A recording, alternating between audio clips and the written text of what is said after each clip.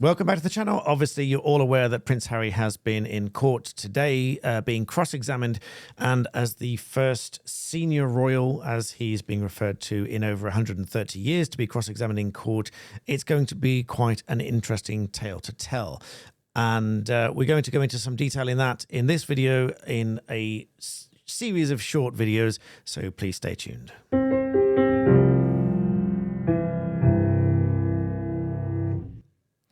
Welcome back. To talk to you in this video, we have our special guest and co-host to our brand new channel, Art, Media and Law, which you'll find in the description below. Welcome back, El. I understand while I've been out doing my regular day job, you've actually followed this case today, so we're here to talk about it. Do you have a concise overview and update as to what's happened today? Yeah, this was day one of the cross-examination. Just to explain how civil proceedings work. Examination in chief, i.e. where you tell your own side of the story, that's all done by witness statement now. So in advance, you prepare a witness statement. And I gather that Harry's is about 45 pages. But then once you've confirmed, yes, that's my witness statement, that's my evidence, you're open to cross-examination. So that's what's been happening today. And it's been interesting. I do a lot of advocacy training for barristers, and it's always interesting to see how other barristers approach cases. And what I thought was very interesting was that the newspaper's barrister, he started off by being very nice and saying, I'll initially refer to you as Your Royal Highness, but then I think we've agreed it's okay with Harry. And then he said, and just obviously, if this gets distressing for you at any stage, let me know.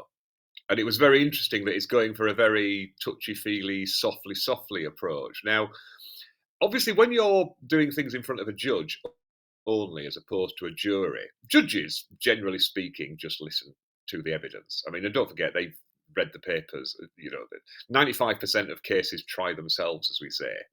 The lawyer's skill isn't to win the argument, it's to make sure that their version of events is put in front of the judge. It's collating the evidence and making sure the judge sees or hears everything that is relevant. So that's the skill set.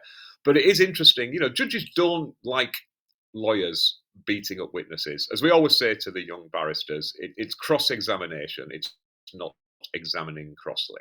And I think this has been a very exemplary demonstration of how to softly approach something. And effectively, you can do it. You can be completely devastating with a very charming and delicate and soft touch style of advocacy. I mean, often that's, you know, often better than just going in there all guns blazing. I mean, a lot of the time, Absolutely. of course. And just to jump in there, the very interesting point, because there's a phrase that I come across in training myself as well. Not, you know, as you say, not cross-examining crossly, but perhaps cross-examining by seduction, which is a very nice way of being very nice in your cross-examination, but still getting the point across and still challenging the evidence and getting that story across by way of challenging the consistency, the legitimacy, credibility of a witness, but without being nasty.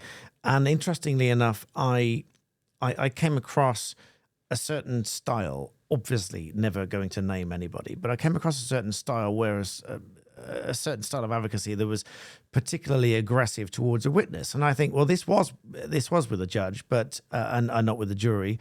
And certainly I don't think that works with a jury, but didn't work with the judge either, because even the judge will sort of take offense to a certain style of cross-examining a witness. So whilst I read in certain headlines about being torn to shreds is the common phrase, that doesn't mean being nasty with it, does it, Al? That really means taking what you've said, and you can do it very nicely and say, well, you would accept that today you've said this, but wouldn't you also accept that previously you've said that, and the two don't match? You'd agree with that. And it's a very nice way of putting it, but it means you're inconsistent, and what you're saying doesn't stack up.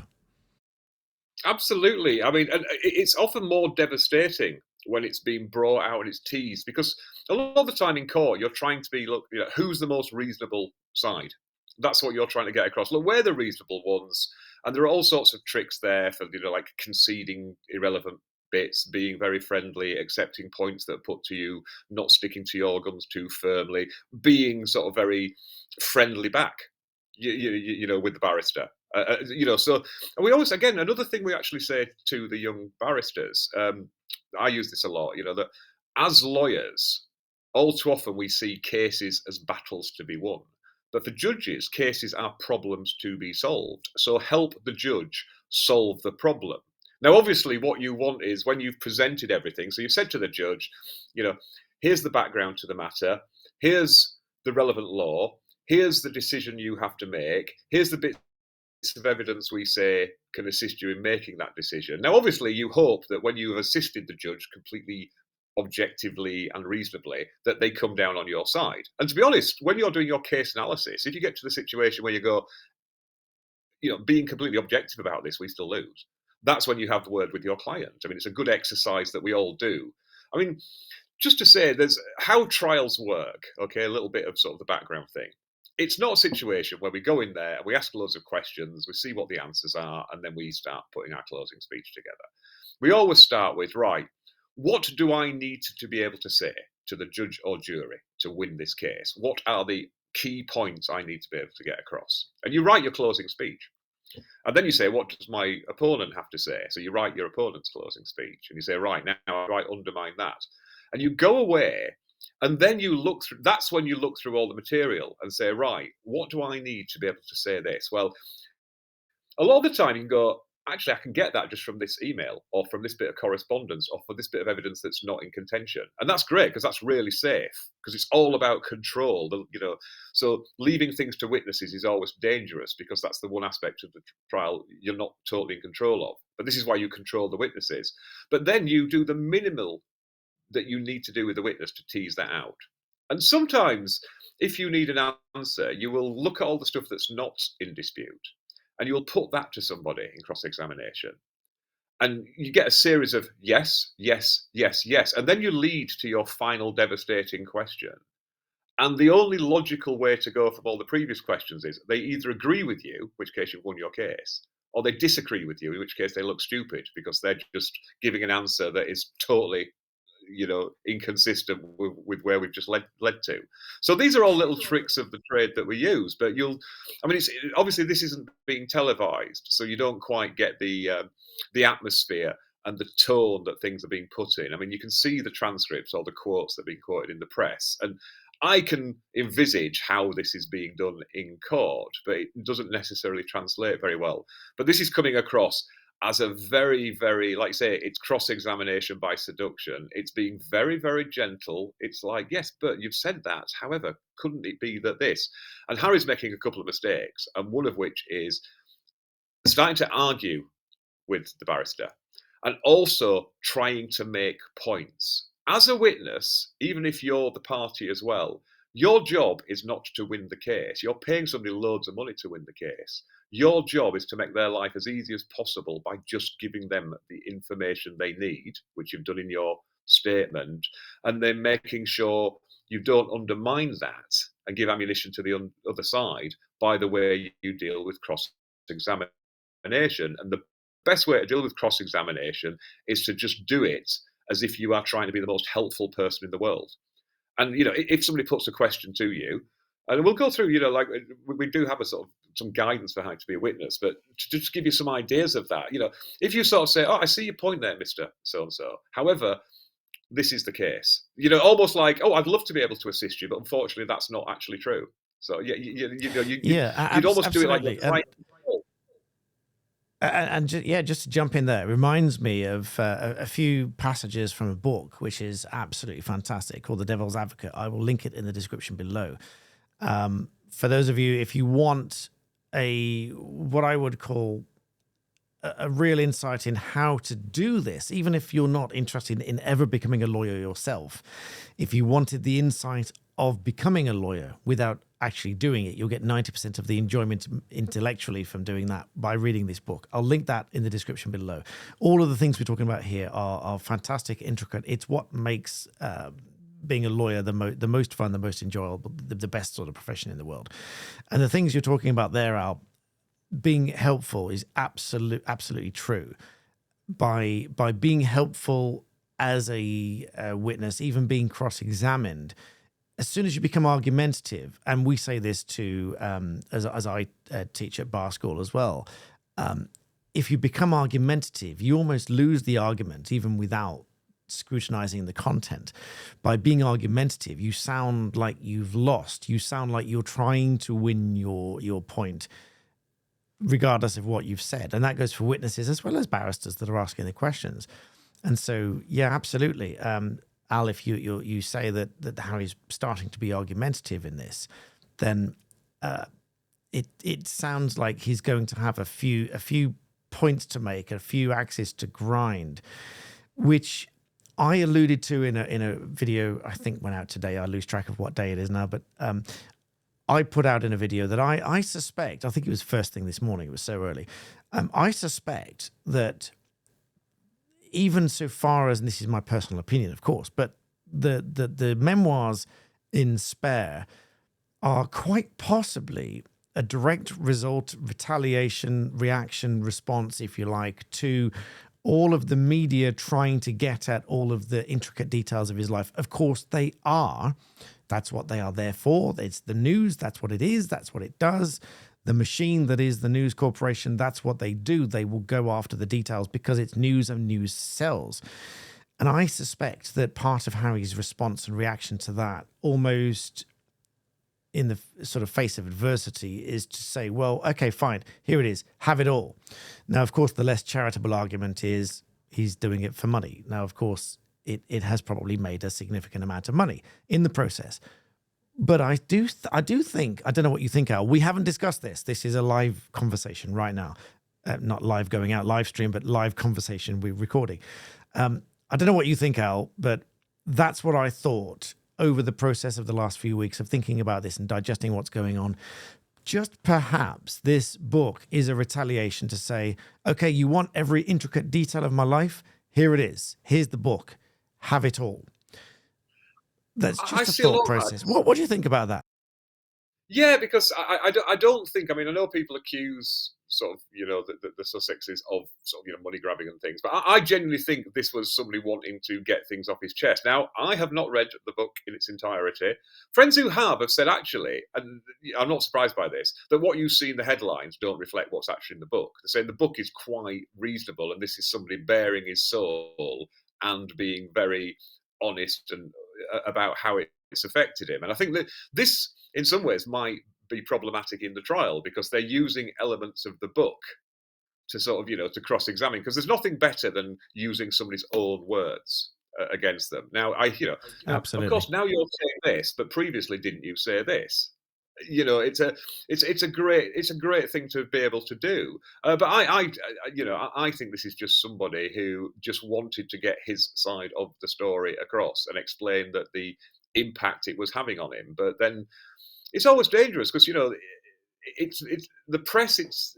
If you are the story, it's a horrible thing. And the trouble with being somebody in the public eye like that is you're never out of the news cycle because everything you say is newsworthy, unless you're literally going to disappear off and just be like a spokesperson for Land Rover, like Zara Phillips. Absolutely. I mean, I can vouch for that. I mean, not that I'm in any sense, me or my channel in any sense, some kind of major international celebrity or whatever. Of course, I'm not. But I can vouch for the fact that having any kind of presence at all makes you a natural target. I had, obviously not going to name any names, but I had a conversation with somebody randomly, I don't know who they are, messaged me on a social media platform this morning on the train on the way into town, being targeted because she said something online. And I can relate to that. They attacked her, obviously, and I can relate to that. I've seen lots of hate messages. The only thing you can do really is ignore it, because you can't respond, you can't react, you can't fight back, you can't, because the very notion of reacting and responding to something, making silly comments, it's just going to fuel the fire. So you can't do that. And people who've enjoyed great celebrity themselves have said, don't read the comments. Now, I like reading the comments. I like reading, particularly, it gives me direction as to what people want to watch and what people want to learn about, what they like, what they don't like. But you get that negativity with it. And so doubtless that is going to come up, as I said in a video that's gone out just literally a few moments ago, that is what's going to come up for Prince Harry. They are going to pick up these details. And the video that's just gone out, if you haven't seen it already, is saying that Harry's not on trial, because one of the comments said, and it's prevalent in this conversation now, is that Harry's not on trial. Now, of course, he's not. He's not on trial, but it will feel like he's on trial, because I tell every single client that is hell bent on going to court to have their day in court and get their story out, they will not enjoy it. People think they will enjoy going to court and have their day in court. They won't. They really won't enjoy their day in court. That's not how it works. They go and their evidence gets tested, and they will feel like everything they've said is scrutinized, challenged, and then almost like they're being dishonest, even if it's what absolutely true from their heart. And to that point, bringing us back to the focus of this video with what's happened today, how Prince Harry's reacted, because you've been following it today, Al. And Al has produced, I believe you give this document to witnesses as guidance, because many people think we can coach witnesses. We can't. We can't tell a witness, now don't say this and make sure you say that. We can't do that. Even if it's our own client, we can't do that. It's against the rules. What we can do is provide guidance. Now, general guidance, this is the general way you should approach it. And so with that in mind, Al, why don't you, if I bring it up on screen, take us through this document and relate it to Prince Harry and what you've read today. If I publish this to screen now, you should see this document on screen, which is by your fair hand, Al. Yeah, it is. In fairness, this is just a compilation of standard advice that we, over the years we have given to witnesses, but it's just to collate it in one place. Because, like I say, as a witness, your job is just to assist the lawyer. Okay, it's not for you to win the case unless you're self-repping. And even if you're self-repping, you need to distinguish between I am now giving evidence and I am now giving arguments, because they're two separate stages of the trial.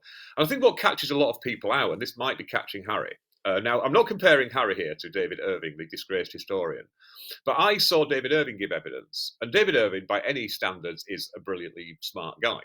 However, he thought he was smarter than everybody else in that room, including the barristers. And he wasn't. That's not to say the barristers were smarter than him, but they just knew how to, run a trial. And this was his, he didn't.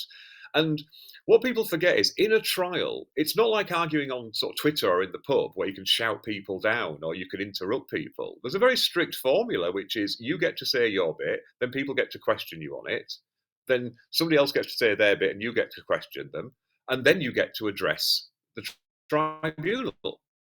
It's very formalized. So all the sort of usual sort of things you get in like a row don't apply. You can't browbeat people. You can't make clever points. You can't be smug. You can't sort of say, well, how do you explain that then? Your job is just to provide evidence. So to go through a few of these.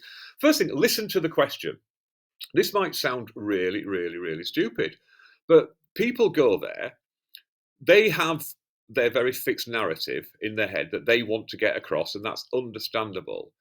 But you'll ask a question and they'll say what they want to say. They won't actually answer the question. That leads us into the second bit. Answer the question, the one that's actually been asked. Don't make a point. I mean, sometimes you see this through nerves. Could you give the court your full name, please? Yeah, well, what happened was I was driving down the street and then all of a sudden somebody came out of the sideway and I tried to brake and it was definitely his fault. And I drive there, because, it's all about keeping control of the witness. We are storytellers as lawyers, and we're trying to sell a narrative, and it needs to be like any story, simple to understand, make sense, and easy to believe. And we do that by, it's all about control. And first thing we need to control is the witness.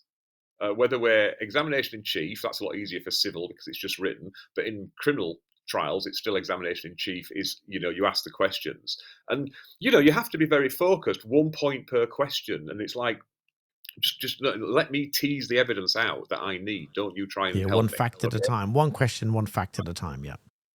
Yeah, which leads us nicely, thank you, Dan, on to number 3. Do not amplify beyond what was asked. I mean, there's that classic example in The West Wing where White House counsel is preparing a witness, and he says to somebody who's going, I'll be fine, I've been in front of Congress, I'm a brilliant witness. And he goes, do you know what time it is? And she goes, yeah, it's 3:30. And he goes, you've got to stop doing that. He says, what? Not answering the question that I asked.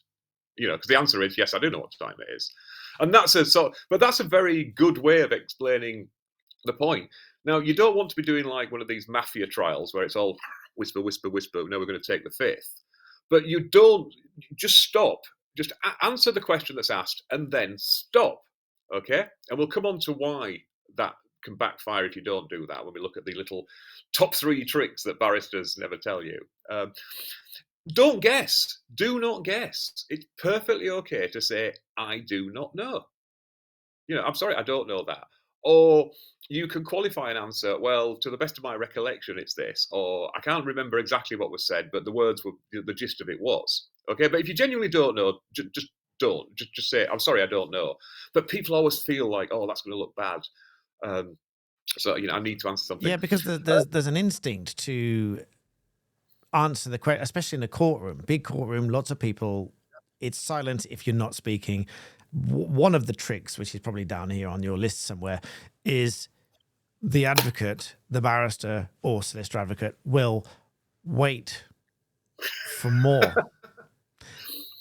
And the witness will feel compelled to fill the silence with more ramble, which very often will trip up the witness into saying something they shouldn't have said.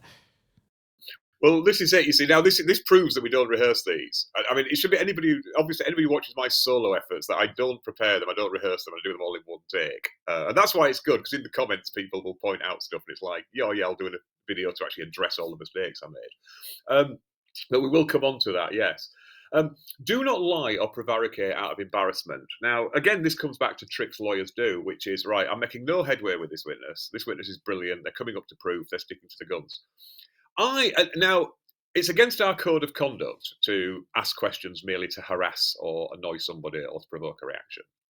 But what we can do is we can ask, sort of questions that might be embarrassing. And what we're hoping is that you're either, and this could be something that's irrelevant to the case. And again, we have to be very careful because part of the, especially now with judicial case management, it's like, well, that's not relevant. What's your point there? Move on. But you can ask a question in a way that gets people squirming a bit. And the idea is that if you can get them squirming, either lying, catch them out in a lie, or prevaricating, and this is what's happened with Harry. He's got to a few where it's like, he's been asked a question that's a bit embarrassing, and he's tried to just distract and make a point. He's doing well, what would you say? Well, wouldn't you say this? Or how would you react? It's like, well, I'm not, I'm the one asking the questions. Well, it's such a common mistake for witnesses to make, though, isn't it? I mean, it doesn't matter who you are as a witness. If you are provoked by something, that is a common reaction to say. And when we, Al, you and I teach at different places, different times, in different ways, but we'll teach the same things. Doubtless, we will say, if you, as the barrister, are fired back with a question, well, what would you say? What do you think? How would you respond? Well, your response as the barrister is, well, I'm not here to answer your questions. You are required to answer mine. And it's very unnerving for a witness, isn't it? Yeah, because in real life, we do that all the time, don't we? And also, this is the other thing, do not argue with the lawyer. And definitely, if you do not argue with the opposing lawyer, and definitely don't argue with your own lawyer, although I've seen that actually happen. I've experienced that happening. It's really embarrassing. But, like I say, just answer the questions. Do it as if you're trying to be the most helpful person in the world, because it just makes you look so credible. It's like, well, he's got nothing to hide. This is somebody who, because when you look at somebody, you can tell when somebody's trying to tell the truth. It just comes across that way. So that's the other point. Then we come on to the other point, which is, and this is again, Harry tried to do this.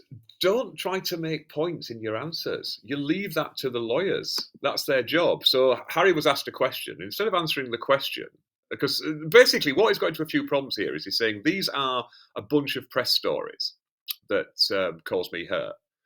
And he's saying, well, hang on a second. So every one of these, did you prepare this list? No, my lawyers did.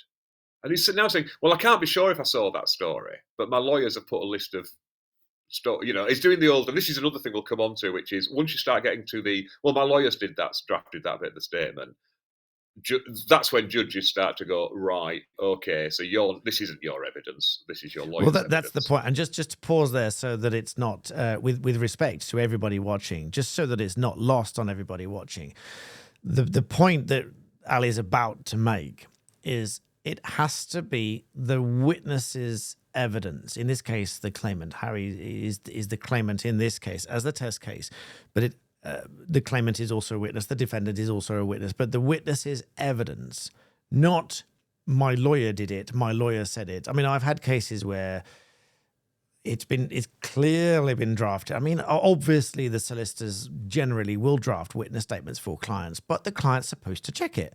Same goes for police statements. Police might talk to you, go away and draft up a statement, give it to you, and then as the witness of a crime or whatever, you might say, yeah, that's fine.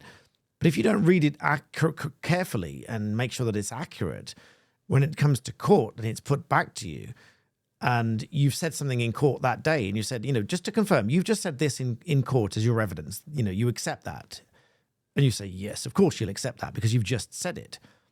And then they go through a whole rigmarole of, you've done a witness statement to the police and you took time over it, you checked it, you knew it was going to be used in court, it's contempt if it's wrong, you signed it to confirm that it's accurate. Lo and behold, it's different in the witness statement. Oh, shock, horror, what you've said is wrong in court, and therefore your evidence is inconsistent. It's got to be the witness's evidence. And so as soon as you come up with the my lawyers did it argument, it's no longer your evidence. And that's the point, just so it wasn't lost, Ali's about to make.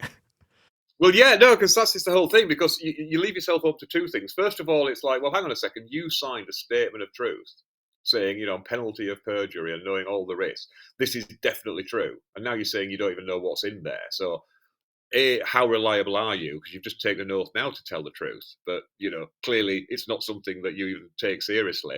But more importantly, and there's tons of case law on this, when judges get people going, well, my lawyer drafted that, they basically go, in that case, I'll completely ignore it then.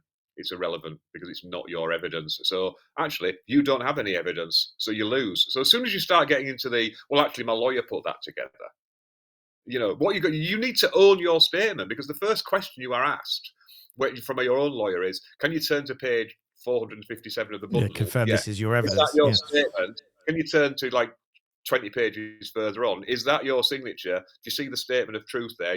Are you adopting this as your evidence? Yes, I am. Brilliant. Stay there. If you go, actually, no, somebody else drafted this. Well, it's completely irrelevant then. So the judge will put no weight on it whatsoever. So that's something you've got to be careful of. But also, there is the thing that this was put to him, and instead of saying, it's a really good point, which is, how can you claim to be distressed by articles that you're saying you might not have read? I mean, it's a fantastic point, that, isn't it? Because it goes to the fundamental heart of the case, which is, you're saying you're distressed by these articles, you never even saw them. So instead, and I think Harry realised that, obviously a smart guy, and went, so instead of that, he said, well, it wasn't in the public interest for them to be published. And the lawyer quite rightly said, well, that's not an issue for you. Because it isn't. That's a legal issue that they can make. And that's not something... that's probably not even his argument. I mean, his argument is not whether it was in the public interest. His argument is whether there were unlawful techniques used in gathering the information in the first place, not whether the information that they gathered should have been published for reason X, Y, or Z. Yeah, exactly. So, effectively, he's running an argument that isn't even an argument in the case, because it's basically saying, by saying, well, it's bringing public interest into it is more or less saying, well, there is something here. It's just whether it was actually right to broadcast or to print, and that's the problem, you see. And I think this, obviously, I'm not going to second guess what's happening in the case here, but that is not something that you want to be hearing from your witness. I mean, I've heard him use a few phrases. He's using, my cliche classic one, which is, what's in the public interest isn't synonymous with what's of interest to the public. He actually used that in one of his answers, and it's like, it's a great point, and it's one that lawyers, especially media lawyers, use all the time. But all he's basically given away there is he's been speaking to media lawyers. I was just You know, about to so say, and until you said it, I was just about to say that just suggests that it's either been fed to him or he's heard it, or I mean, he may have heard it, understood it, realized it's a good point, used it, but not necessarily his own point. I mean, but it's also when you conflate two arguments, and it's not the argument that is currently a live issue, which actually, throwing back to an earlier point in the video, when you're going to court and make sure you've got your issues, and judges and that they're looking at certain cases for certain issues, you'll hear the phrase, "Is this an issue in the case?" Now, again, with respect to a layperson, it might not make sense, but what it really means is this something that the court's got to decide? So when you go to court, the best way I've ever heard it explained to me when I was training was, anytime you go to court, you're asking the court to make a decision, and that includes the jury being guilty, not guilty in the case of a jury. But you're always asking the court to make a decision, and so the court will look for issues to fine tune those issues for the court to decide. But one of the most common, and so this is how you can extrapolate out from these Harry videos. If you're not a fan of the Harry stories, you can still pull content and value out of these videos. Is if ever you end up with the misfortune of having to go to court for any reason whatsoever, be very careful about what your issue is going to court, what your claim is, what you're arguing about, because if what you end up arguing about is not what you initially set out to argue about, then you'll lose the claim.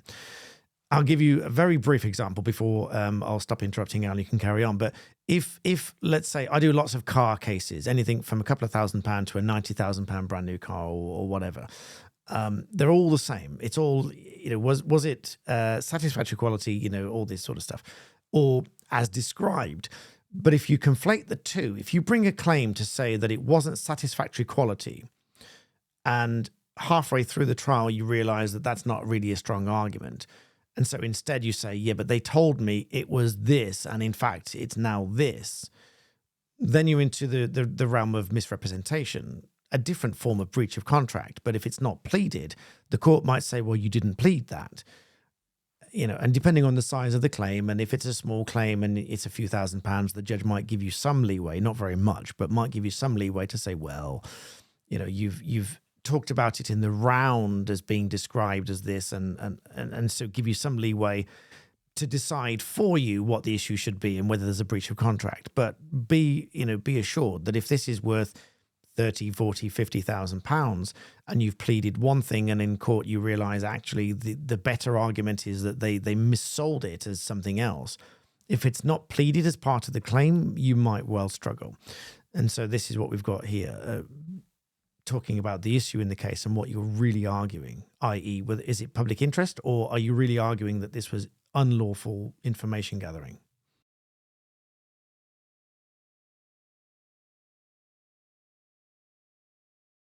I think you're muted, Al.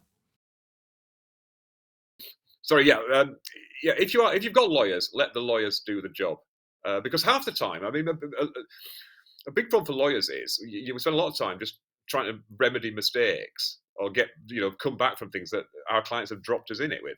It's like, right, I need to repair the damage before I actually make my good point and stuff. So, I mean, like I always say to people, you don't win cases by being good. You lose cases by making mistakes. So minimize the opportunities to make mistakes. And that's something we need to do as lawyers, but we also need to control our witnesses to ensure that they don't do anything that we need to patch up or that irreparably harm the case. Okay.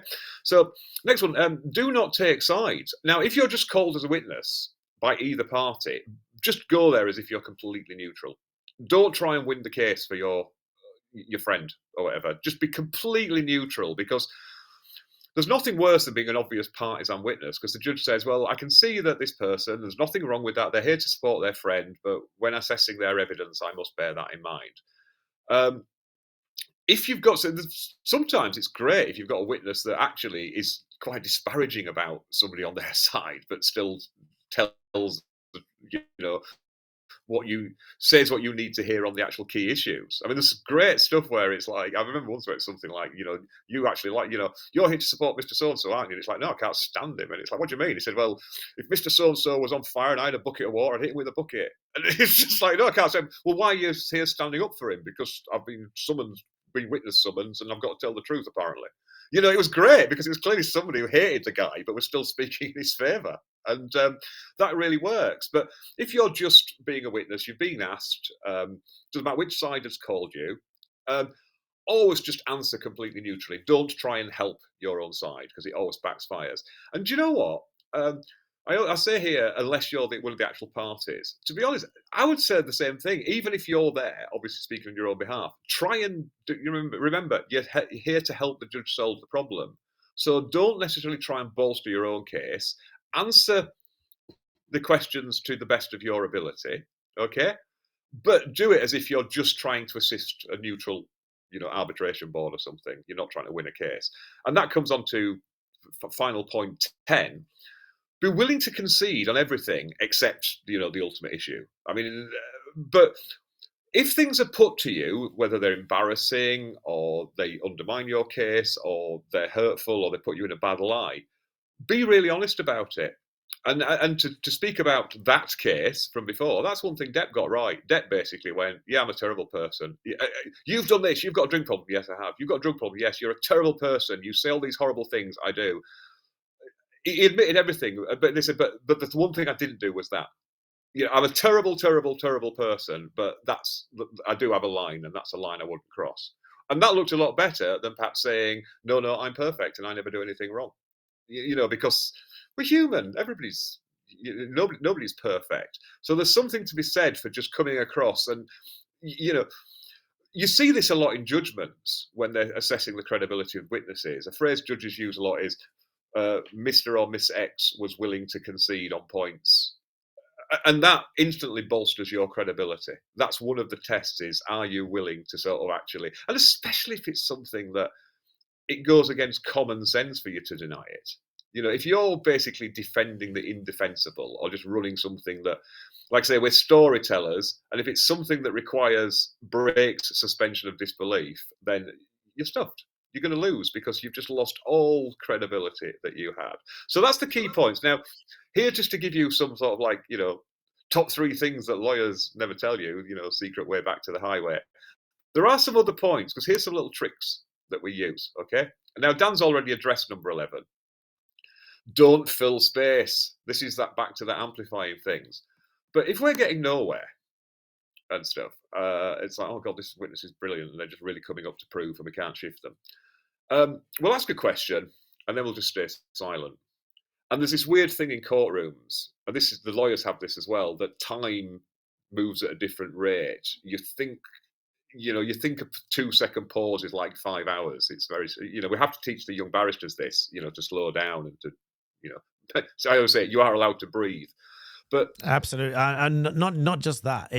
It's very powerful. Who was it? Composer Debussy, I think, said silence is powerful or deafening. I think he said, and it's absolutely true. I mean, you can use it to such advantage because anyone that is either studying to be law, because I know some of you watch, or you're interested in studying law or thinking about it, this sort of skill it'll be useful in every aspect of your life. Just having that conversation, taking the time and the pause to listen to the response, which goes back to your very first one, listen to the question. Well, yes, listen to the answer as well. And not just ask the question for the sake of the answer, but you're listening for the answer. You're allowing other people to listen to the answer. Because whether you're chiefing or crossing, the answer is going to be important to what you want to say and the way you want the evidence to come across, because you're the advocate, you're controlling the evidence. Absolutely. But I mean, from a witness point of view, though, the best thing to do is just to answer the question and then just sit there, being smiling politely, waiting for the next question. But what will happen is sometimes you'll go, I just need to fill the space, and you'll blurt something out. You'll keep talking because it's like, I need to fill this gap. But if you just sit there, all that will happen is eventually the judge will say, Mr. Snooks, do you have any further questions? So you just turn it back on them. 12 we've more or less covered. If lawyers can't make any headway, they might just ask irrelevant and embarrassing or awkward questions. We're not supposed to do that, but there are ways of actually doing that and saying, well, yes, this is relevant. And we're just hoping you're going to become evasive or combative, because then we'll say, well, look at this. This is a guy who could start a fight in a room on his own. Or you saw how he lied about that. We know that's a lie. If you can't trust him on that, you can't trust him on anything. Okay. Um, and also some general answers that we like to give. Now, these are actually designed for expert witnesses, but they sort of work for anybody, because again, it's this whole thing about not guessing and qualifying your questions. Well, I don't know, but I can say this, or I can't recall exactly. So phrases are good. Possible, not probable is a great one, because obviously you can't definitively rule anything out. But remember, in civil proceedings especially, it's not sort of, beyond reasonable doubt, so you are sure. It's balance of probabilities. So it's what's most likely or not. So a great answer, if somebody puts something to you, is don't say, no, that could never happen, because people just might be saying, well, actually it could. You can't definitively say that. But you can say, well, it's possible, but just not probable. You know, Another great one. I have no specific recollection, but my usual practice would be to do X. This is a great thing if you're somebody who. This is a great one for medics or people who do a lot of routine stuff. It's like this is the 47th, you know, like call that you'd done that night as a paramedic, and it was the incident was 2 years ago. Of course, you can't be expected to remember it. So you can say, I have no specific recollection, but what I'd normally do in that situation is X. Or if it's recalling a conversation, I can't remember exactly what was said, but the gist of it was. And the great thing about that is you're covering yourself, because if you sort of say, yes, I definitely remember them saying X, Y, and Z, and then somebody turns out they've got, you miss somewhere that somebody's got it's in an email, or somebody's recorded it, or there's some other thing that shows, you weren't right to stick to your guns. It undermines your credibility. But just And then being suddenly you've got this previous inconsistent statement you're cross-examined on, which is, of course, admissible. And then you get the classic changed account when pressed. Because if you've, as you just said, Al, if you said, well, yeah, I definitely remember the conversation, this is what was said, and then they produce the recording or the transcript or whatever and say, haha, well, that's not exactly what you said, is it? And then, well, no, not exactly what he said. Well, and then you're changing it. And then that's less credible than, as your example, Al, which is, I can't remember exactly, but it was along the lines of, they'll give me my money back, or whatever it might have been. Yeah, because we only need to catch you out once. If we can say, well, hang on. So now you're saying actually you were wrong. You're conceding that you were wrong. Yeah. But you were sure about that a minute ago. Yeah. But you're sure about all the rest of your evidence. Yeah. As sure as you were on this other bit that you got wrong. There you go. And, like And the we've just credibility is undermined shot. testimony. So there we are. So it sounds like we've had a fairly predictable cross-examination by, no less than a very senior leading King's Counsel would produce. And so falling for many of those things, blaming the lawyers in part. I say blaming, saying the lawyers have come up with certain things is not unusual, but is classic of, well, the lawyers did this, and therefore falls into the category of that's no longer evidence, because if the lawyers drafted it, that's not evidence. I mean, sure, if you went to a lawyer and said, find me everything on this, and they went away and did research and got private investigators and found a bunch of material, fine. But unless it's your evidence and you adopt it as your evidence and you can show that it's your evidence and stand by it and stand up to the scrutiny of being cross-examined on it being your evidence, then it's not evidence. It's just something your lawyers found. And that's going to be detrimental. But speaking of, and before we wrap this up, I'm going to make a big plug. If you're still watching, well done. And thank you for staying with us. Big plug for our Art, Media and Law channel with myself and Alan Robertshaw. Yes, it rhymes, and we're going to stick with that. And we're going to talk about why is it that the journalists have not been hauled into court to be examined and cross-examined in exactly the same way. Very interesting point, very interesting question, but we're going to address it over on Art and Media and Law between us. It's not there yet. You've got to subscribe first, hit the notification bell so you'll get the notification when it goes live, as will many others of equal importance. And that, I think, will make for a very interesting viewing. What do you think, Al? Yes, because like I say, in terms of giving the behind the scenes bit. Excuse me, 1 second. That is really annoying when you have to hit decline twice. Yeah, to go on these sort of behind the scenes bits and stuff. Like I say, I put my tales of the night lawyer from what it's like from doing the legal side from the newspapers, and I think actually I'm not just plugging it because I'm plugging it, but it does give some context to what the background for these sorts of things are. And the decisions that are made at newspapers as to how to run with stories. So that actually does give you a bit of context for all of these. So yes, so please go and watch Fantastic that one. fantastic context actually, because what you'll see from Al's video, which I very much enjoyed watching, because I haven't done that particular line of work. My work has overlapped with trademarks and copyright and all these sorts of things, with company law, obviously, with what I do. But Al's particular experience was very interesting, even for me to watch. So please go and watch that. It's something you'll never, ever get that kind of insight anywhere else. That is how I think these channels of ours are unique and give you this unique insight, and very much hope that you enjoy. And we know that many of you enjoy because you're so kind enough to leave so many nice comments. So please go check that out, linked in the description below. There'll be much more, I've no doubt. This trial is going on this week. This is just our first reactions to Harry's standing up to cross-examination. But with that, we will let you go. We will thank you for watching. Please do go and check out Art, Media and Law channel, linked in the description below. And we will see you next time. Thanks very much for watching.